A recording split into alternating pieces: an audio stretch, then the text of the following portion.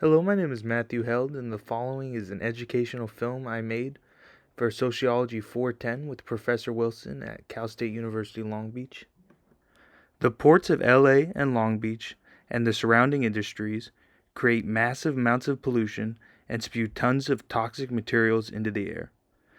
This is not groundbreaking science, and you can find new studies about pollution every single day in the news. What specific communities and groups are subjected to these health risks and which communities are spared is less talked about. This is the study of environmental racism.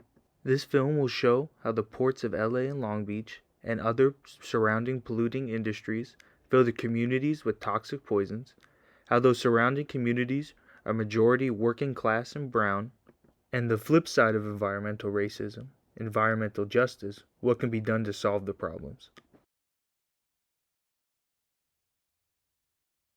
The Port of Los Angeles is the biggest port in the United States of America, being closely followed in second place by the Port of Long Beach. Each of them move close to 10 million shipping containers every year, handling hundreds of billions of dollars worth of trade goods every single year. Recent uncertainty in international trade brought along due to tariff concerns has not slowed down but only increased the amount of business the port is seeing, with countries from all over the world trying to send their products to the United States before tariffs can be put in place. While no doubt providing millions of jobs for people all over the United States, the amount of people, heavy equipment, ships, trucks, and trains that come from all over the world have drastic and serious effects on the environment. The largest contributor to the pollutants in the air is the one that fuels this entire industry: diesel fuel. Diesel exhaust and the particles it produces is known to cause and worsen heart and lung diseases, which includes asthma. This affects communities of color surrounding the ports, like the city of Wilmington, which we'll be looking at today. Wilmington, California is a city in Los Angeles County, home to around 50,000 people, mostly of Hispanic descent, with it being 41% more Hispanic than the average LA county. These communities are home to the workers that fill the support jobs for these massive industries. As mentioned earlier, while the residents of Wilmington do suffer increased risks of asthma and other heart and lung conditions due to diesel fumes, it also brings on other types of risks, such as cancer. According to EPA statistics, 664 people are at risk of contracting cancer out of every 1 million people exposed. To put this number in context, the EPA considered levels of 100 people exposed out of every 1 million to be unacceptable.